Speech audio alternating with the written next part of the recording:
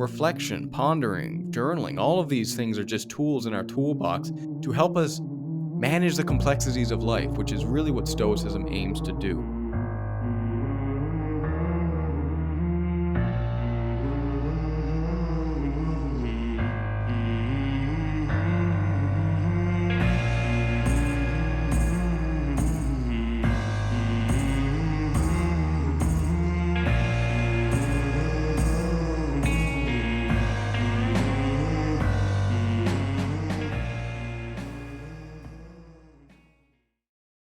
In Stoicism, as in Buddhism, there's a high emphasis placed on being right here in the moment, on living in the present moment.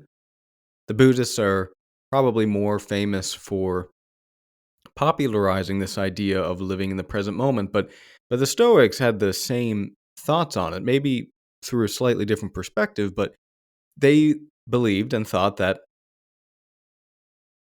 this moment that you're in right now is the only thing that actually exists. That the past is something that's already written, the ink is dry, you can't change it. And the future is something that, well, is not here yet. And there's no way of us knowing what the future is going to hold, even though we tend to place a lot of emphasis and focus on expecting things and hoping and dreaming and so on. And so the Stoics say live in the moment, be present.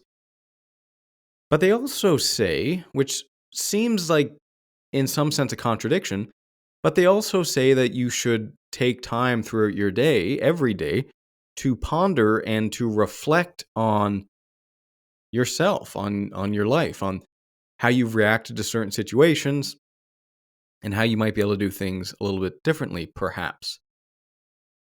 And so I don't want people thinking that just because the Stoics say be present and the past is done, you can't change it, that we just ignore it, because we don't. What we do is we reflect on it, we think about it, we, in many circumstances, write it down, and then we try and extract out and learn from those experiences. And so there's different ways of doing that, right? This sort of, let's call it contemplation, reflection, self-reflection. One of the most popular ways that most people are aware of is just the act of journaling. Now, journaling means writing down what's been going on in your day, in your life, trying to maybe extract out some lessons from that, trying to focus and hone in on where you missed the mark and where you were successful also. It doesn't just have to be the negative things. You can also look at the things that you've done that are aligned with your values. But journaling is a way to really unwind a lot of the problems that you have in your day, the things that you might not understand fully right now. And so one of the biggest questions I get in terms of journaling is people say, well, I don't know what to write about. I don't know the answers to my questions yet. Sometimes I don't even know the question. And so I'm struggling with this whole journaling thing. And what I would say is that the whole purpose of journaling is to work those things out. So you don't need the answers. You don't even need the question. What you really need to do to journal is put a pen to the paper and start writing. Start describing your day. Start describing anything, something that you're struggling with. It doesn't matter. The point is that you start. And then what you'll find is once you start, things just kind of go on from there. And I'll give you just a really powerful image on what this does to your mind. You can imagine a bundle of yarn, right? Or twine or rope or anything that's kind of just jumbled up. You could even maybe, perhaps, for those who don't have AirPods, consider a pair of headphones, right? Or earbuds with the wire still on them. And they get jumbled up and tangled in your pocket. So the way that you untangle that is literally anywhere. You don't need to start at the end. You just have to start somewhere. So what you do is you look at the tangle, you grab a piece anywhere, and then you start tracing it out and you find, okay, well, here's the end. So let me slip that through here and let me untangle this part. And then eventually what you do is you have a piece of rope or a set of earbuds that are no longer tangled. And so the same thing is true with your mind, is that as we kind of go through our day, we accumulate a lot of baggage and we tangle up. We put our headphones in our pockets and the wires get tangled up throughout our day. And so journaling is one way that you can start pulling on that thread and working out all of the issues. And so Stoicism 101 is journaling, right? Have a reflection on your day. But what I would say is that that's not the only way to self-reflect. For some people, they can't find themselves journaling. And in fact, what I would tell you is that me as an individual, I haven't been journaling a whole lot lately. It hasn't been something that I just have been doing. It's not really in my daily practice as of the last few months. Now, that doesn't mean that I just lose my Stoic card, right?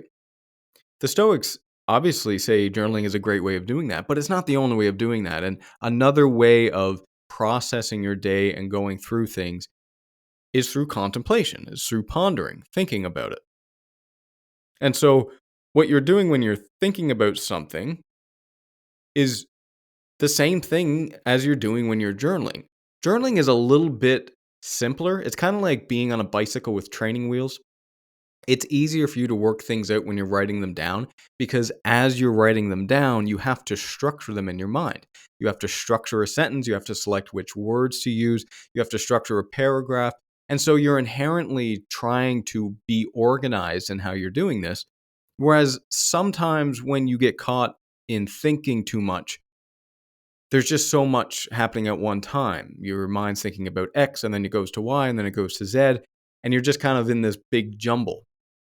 It's kind of like, picking out your tangled headphones or earbuds and you're looking at them and you just start pulling randomly at various ends, but you're not being consistent and sticking to one thread. You just keep grabbing different threads.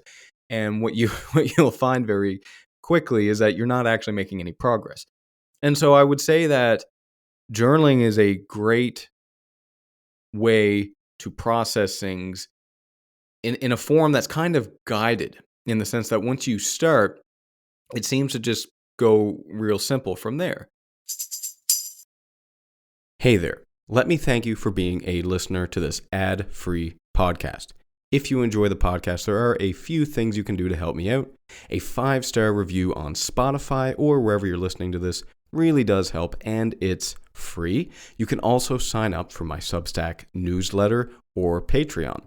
Substack free gets each episode emailed to you along with the transcripts in the form of an article.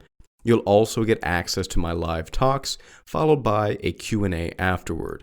Substack Premium supporters and my patrons on Patreon get access to the recordings and a brief article of those Q&A sessions, access to full episodes of the Paradoxically Speaking podcast, my Steps to Success interview series, Stoic meditations, and much more. Links to Substack and Patreon can be found in the show notes. However, pondering and thinking and contemplation, this is something that it's a tool that you can use at any time of the day. You can be sitting waiting at the doctor's office and be thinking about it. You can be doing it in traffic. You can be, doing it in the middle of your workday if you're doing some mindless tasks. You can just sit down and ponder and think about things. That's one of the biggest strengths of it is that it's always accessible. Now, having a pen and a paper nearby, that's not exactly a difficult thing in today's world. However, for a lot of people, they want to be in a comfortable position. They want to have their notebook in particular in front of them. They want to have the good pen. At least I do. I'm a little picky with my penmanship. But thinking, pondering, contemplation, it's readily available to you all the time.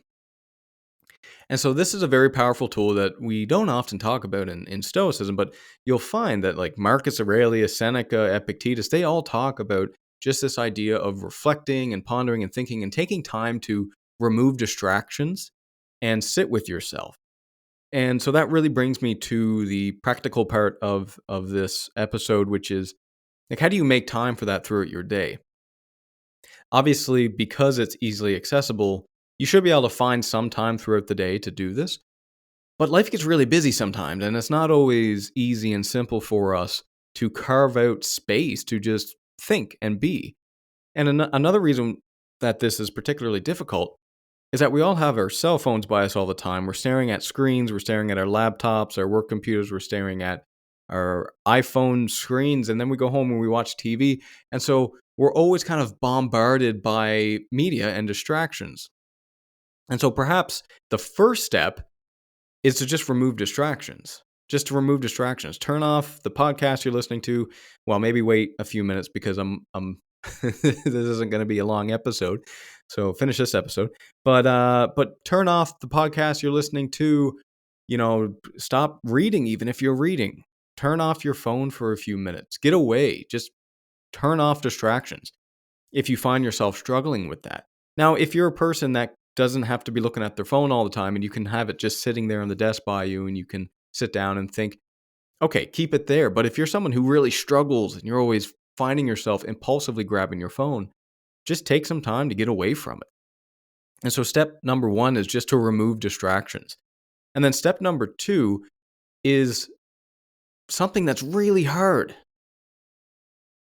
but it's necessary, and that is to just sit with yourself. We can find ourselves quite restless.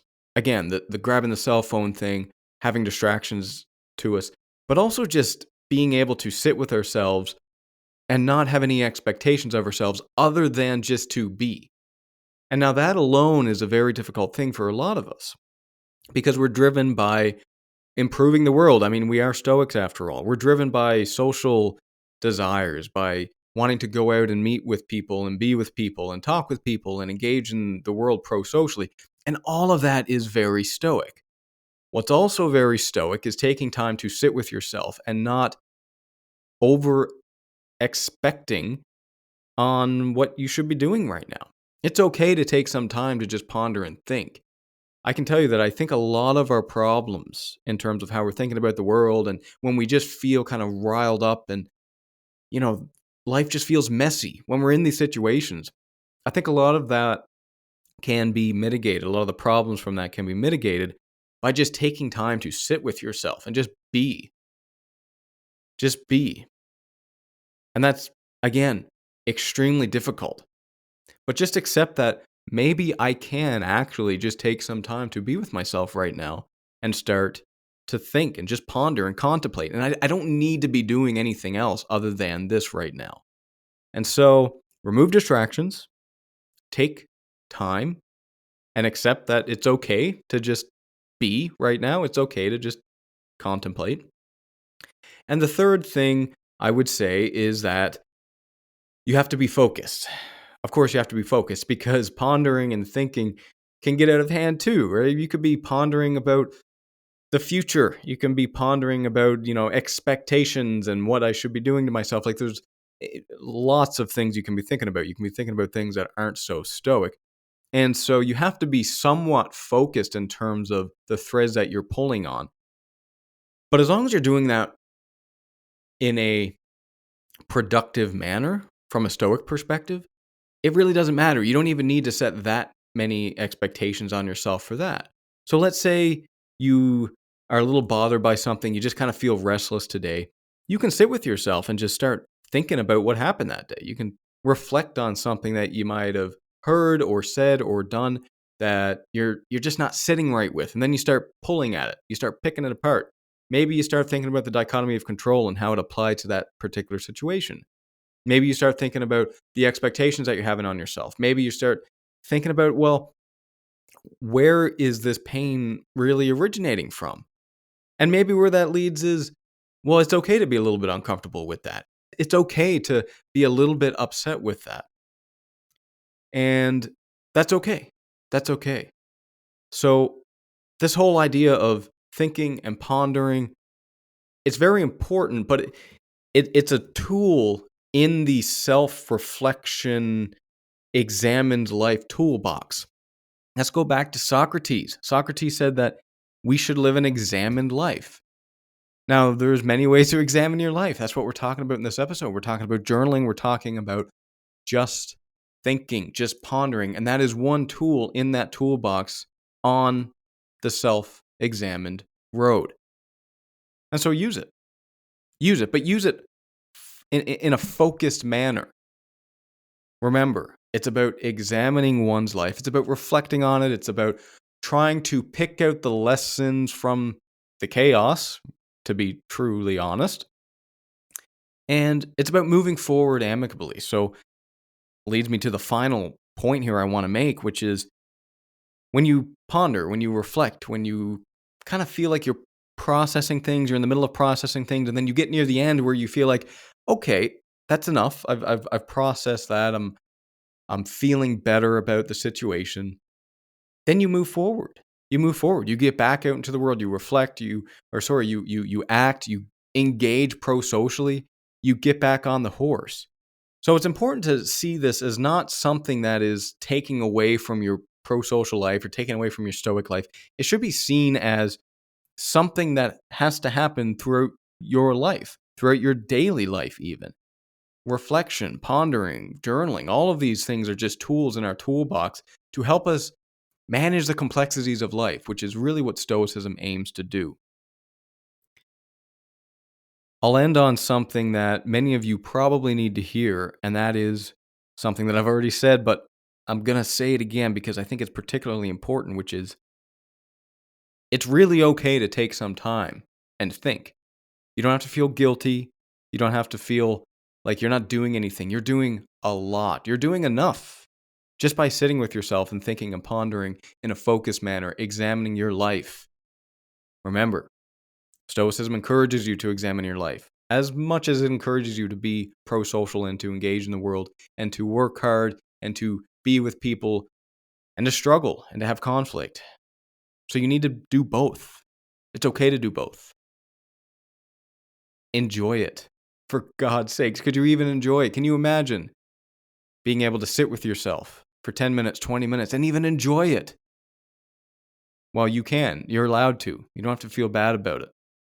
And hey, maybe in time this will be something that just happens naturally. When you get those little minutes throughout your day, maybe you got a couple minutes to just ponder and think.